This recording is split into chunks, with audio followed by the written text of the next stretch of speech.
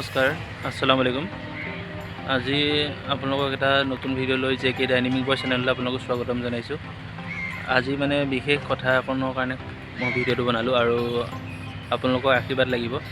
আজি মানে মই আপোনাৰ গুৱাহাটী মালিগাঁও চেণ্ট্ৰেল হস্পিটেল, য'ত ৰেলৱে হস্পিটেল, তাত আছোঁ বৰ্তমান। দাদা মানে আজি 3 দিন ধৰি পেলাই ইয়াতে আছে বৰ্তমান, আৰু মই আহিলোঁ আজি। দেউতাৰ মানে আমাৰ অলপ হাৰ্টৰ প্ৰব্লেম হ'ল, তাকে মানে দেখুৱাবৰ কাৰণে আহিছিলোঁ। আমাৰ ৰেলৱে ফালৰ পৰা ইয়াত মানে বহুতখিনি সুবিধা পোৱা যায়, তাৰ কাৰণে আহিলোঁ ইয়াত আজি। তাকে চাই গ'লোহি। দেউতা এতিয়া বৰ্তমান সুস্থ, আৰু আপোনালোকে অলপ প্ৰাৰ্থনা কৰিব যে আমাৰ দেউতাৰ সোনকালে সুস্থ হৈ যায়। দেউতাক অলপ দেখুৱামগৈ, আপোনালোকে চাই থাকিব। দেউতা কোনটো ৱাৰ্ডত আছে, কেনেকৈ আছে, আপোনালোকক দেখুৱাম। ভিডিঅ'টো দিম, অলপ চাব আৰু প্ৰাৰ্থনা কৰিব। এতিয়া আপোনালোকক অকণ হস্পিটেলখনৰ এটা ভিউ দেখুৱাম, যে হস্পিটেলখন চাওক কেনেকুৱা পৰিষ্কাৰ, কেনেকৈ আছে, কেনেকুৱা মানে কি ৰাখে, তাক আপোনালোকে অকণ চাব।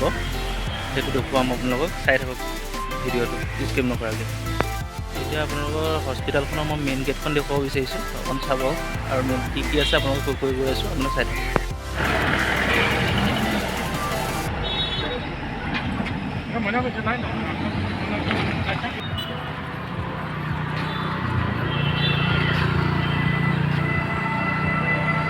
এইখন দেখিছে,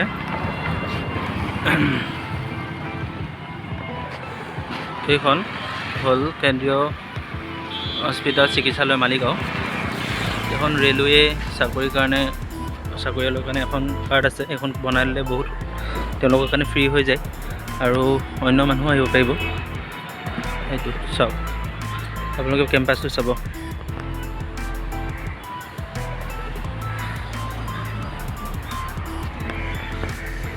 কিমান সুন্দৰ পৰিৱেশ এটা, চাওক কেম্পাছটো।